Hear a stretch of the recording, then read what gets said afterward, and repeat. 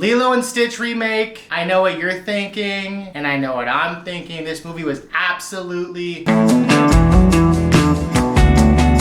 We don't need to really explain much about this movie. It's a remake, nostalgia bait for millennials. To be honest, a very controversial movie, and I'm gonna talk about it. I'm gonna talk about my own opinions, I'm gonna talk about what I've seen on TikTok, and if it's worth watching or not. So let's get into this. This movie was directed by Dean Fleischer Camp, written by Chris Kiki Olanani Bright, and Mike Van Ways. Here are the characters. Ohana does mean family, okay? And if we family, you're gonna like this video. And you're gonna like that shit right now. Okay? Maya Kaloa as Lilo, Chris Sanders as Stitch, Sydney Elizabeth Agudong as Nani, Zach Galifianakis as Dr. Jumba, Billy Magnuson as Agent Wendell Pleakley, Courtney B. Vance as Cobra Bubbles, Hannah Waddingham as the Councilwoman, Kapoai Duduit as David, Amy Hill as Tutu. I'm gonna let you know right now, I'm definitely one of the people who's just like Hollywood, makes some new movies, but I got nostalgia baited, man. I love Lilo and Stitch growing up. Such a great film, such a great franchise. I like the shows, but the craziest part about this for me is I genuinely don't remember too much of the movie when it comes to the fine details. It's probably been well over 15 years since I've seen the original, and I didn't want to rewatch it because I wanted to go in with an empty slate watching this film. Obviously, there's gonna be spoilers in this freaking review. Do you give a shit? I don't give a shit, so let's get into the shit. There's an uber viral clip of Nani petting the head of Stitch where it's like clearly they fucked up with the CGI. It looks a lot worse on the clip because the clip replays over and over again. While I was watching the movie, I did notice it because of the TikTok, but the scene happened so fast it wouldn't be all that noticeable. I know, they have a high budget, they should not be letting things like that happen. Let me talk about the things I actually liked. I liked Stitch in this movie, regardless of that scene with Nani at the end of the movie. I laughed. Stitch felt like Stitch. I was having fun the whole time with that character and the actress who played Lilo as well. I'm not even gonna lie, I enjoyed her character as well too. She's a young kid who I think personally did very well in this role. And the energy with Stitch was just, it was so much fun, and that made the movie, at least in that aspect, fun for me to watch. One of the fun parts I really liked was the beginning part with Lilo when she's like running through the neighborhood being a menace. I thought that was a lot of fun, letting the chickens go, being a menace to the freaking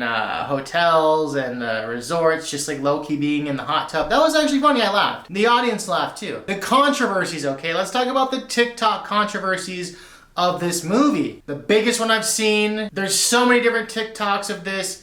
Nani gives Lilo up to the state. The accidental military propaganda at the end of the movie. The villainization of Dr. Jumba. Honestly, since I hadn't seen the original in a long time, I didn't really understand that the movie was giving very much anti-colonialism the whole entire movie when it came to the original Lilo and Stitch. And what TikTok is saying, that this film lacks that energy. Let's talk about Nani giving away Lilo. In the original movie, I rewatched some clips, I refreshed my mind. It seemed very aggressive that the government was trying to take Lilo away from Nani, right? And as a kid, I probably wasn't getting all of that and how dark that actually was. And how Ohana genuinely means family, okay? I completely understand. You want to say fuck you to the man, and you want to say you're not taking my kid away, okay? You're not taking my kid's sister away. Like, fuck you, okay? And I understand that Hawaii's being taken over by the rich. I understand all this shit, okay? I understand that. Even people like I'm Tongi, the singer who was on American Idol, Loki got pushed out of his own fucking home. And he got to sing on this movie, which was pretty cool. Let's be fucking real though, okay?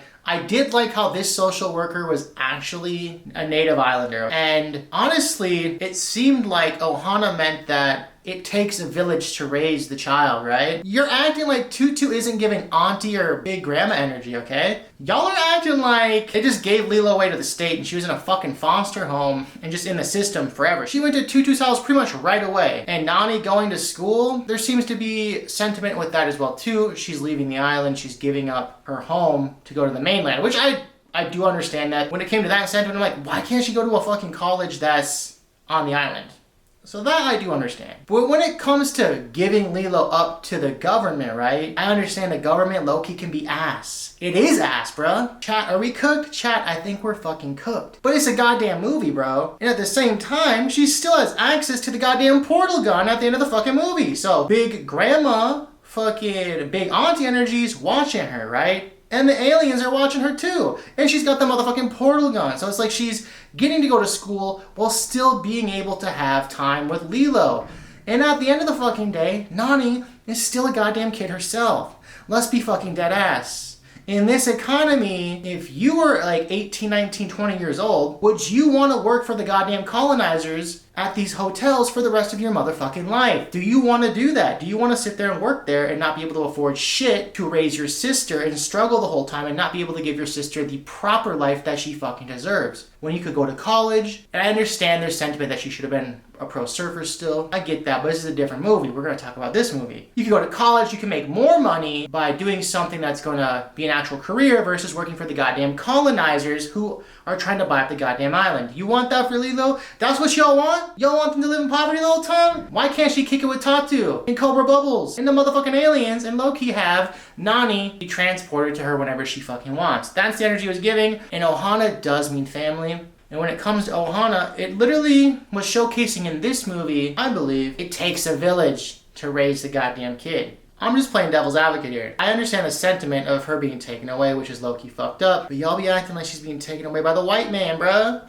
That is not the fucking case. Let's talk about the Capri Sun in the Marines propaganda. That shit threw me off, bruh. I don't want to drink Capri Suns. I'm not joining the Marines. If you want to join the Marines, that's good on you. But that was definitely like not an accident. Marine biology, Marines, somebody's gonna join the Marines because Lilo told them to. That's on them though. That's on them. Brand deals be brand dealing, dude. That's all I'm gonna say. I hope if they do join the Marines, they at least get a Capri Sun. Nothing against the Marines. But that was definitely done on purpose. We gotta prep these kids for World War III, baby. We gotta prep them up. We gotta get them in shape and ship them out. Because the rest of us are getting too old. Prep the next generation for World War III. The villainization of Dr. Jumbo. What the fuck's going on, dude? He was the Funkle, dude. And I do want to talk about the one-eyed alien, Pleakley. Bruh, that was our auntie, bruh. What the fuck you doing? They should have honestly made the one-eyed alien Pleakley a little bit more zesty, to be honest. I didn't mind that they were human beings. I genuinely didn't mind that. I understand, probably a budget thing. You know, I could have dedicated more towards Stitch at the end of the movie. But I understand, like, you know, I understand the sentiment of that. But like low-key though, could have been more zesty, dude. Dr. Jumbo's the Funkle too, bruh. Y'all did them dirty.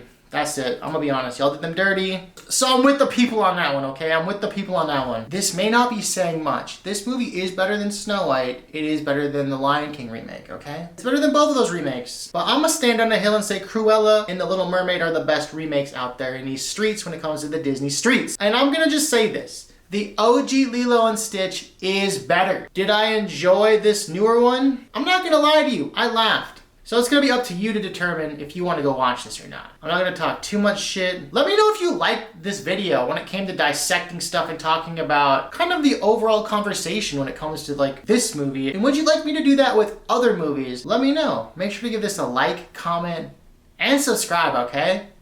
And until next time.